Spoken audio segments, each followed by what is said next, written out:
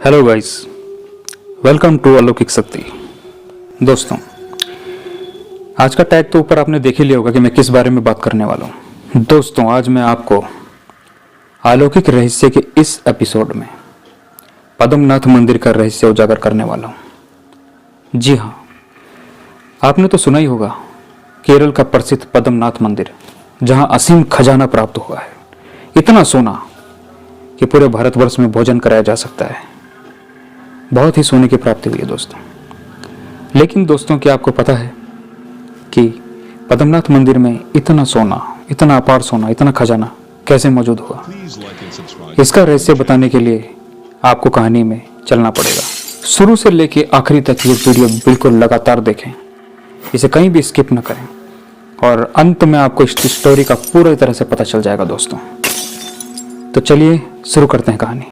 त्रावण coat के साम्राज्य के संस्थापक थे मार्तंड वर्मा। ये कहानी इन्हीं के कहानी से शुरू होती है दोस्तों। मार्तंड वर्मा के एक रात सपने में कुछ ऐसा अद्भुत दृश्य हुआ, जैसे कि इनके पास बहुत सारे फसल और आयुर्वेद का ज्ञान आ गया। इनके पास इतना आयुर्वेद का ज्ञान आ गया कि ये अपने आयुर्वेद के ज्ञान से दूर दूर तक औषधियों का निर्माण करने लगे। और ये सब तिरुवनंतपुरम में हो रहा था दोस्तों, जो केरल की राजधानी है।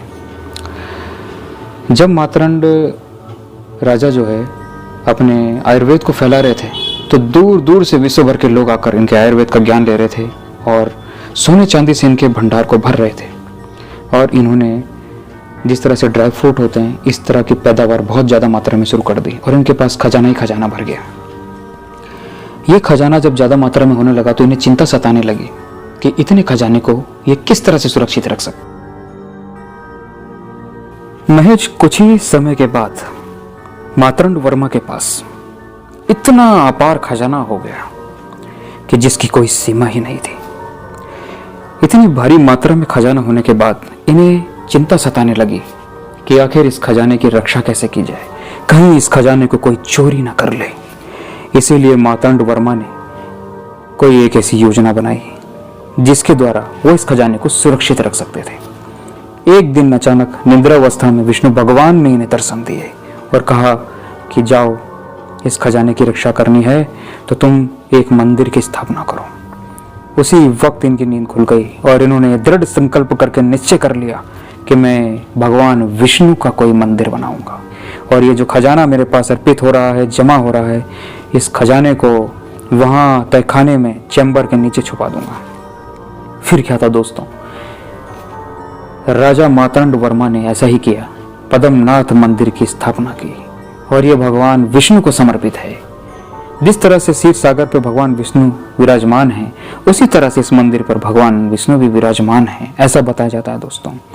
राजा ने ऐसा ही किया, उसने 7 दरवाजों का निर्माण किया। बड़े ही अलौकिक और दिव्य दरवाजे थे। हर एक चैम्बर में खजाने की घोषणा कर दी कि रखा जाएगा। इस तरीके से बारी बारी से स्टेप बाय स्टेप बहुत सारे खजाने जमा होने शुरू हो गए दोस्तों।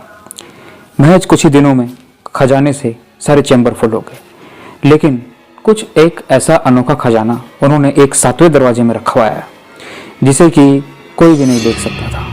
शायद उसमें कुछ ऐसे जवाहरात, हीरे, मोती हो सकते हैं या फिर डायमंड्स हो सकते हैं जो बेशुमार कीमती हो सकते हैं दोस्तों। वो 7वां दरवाजा दोस्तों, उस समय राजा ने कुछ ब्राह्मणों को कहा, पंडितों को कहा कि इसे नागपाश में इस तरीके से बांध दो कि इसे कोई साधारण पुरुष या दिव्य पुरुष भी न खोल सके।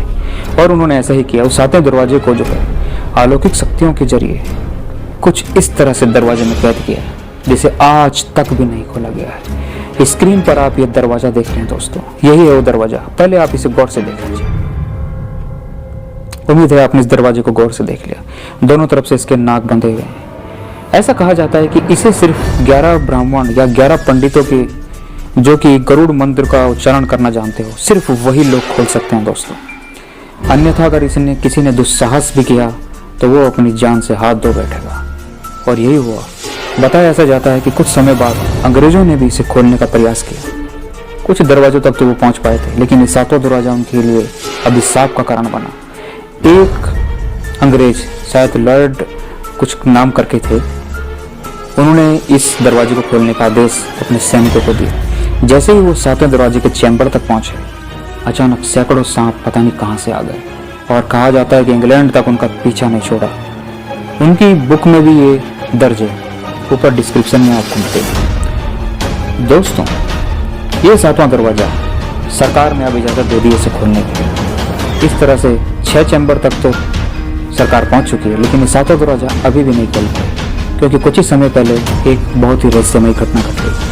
बताया जाता है कि कुछ सैनिक जब वहां पहुंचे दरवाजे को खोलने के लिए, तो उसके अंदर से क्षीर सागर के महासागर की सैकड़ों बौछारें आवाज करती नजर आई और लोग घबरा गए। सरकार ने आदेश जो दिया था उसे बंद कर दिया, क्योंकि वहां के लोगों का यह मानना था कि अगर किसी तरीके से यह दरवाजा खोला गया तो शायद प्रलय आ सकती है। महासागर की आवाजें और सैकड़ों सर्पों के पुकारने की आवाजें दोस्तों इस दरवाजे से आती है। यह दरवाजा आप गौर से देखिए ऊपर स्क्रीन में। आज की जानकारी के लिए दोस्तों इतना ही।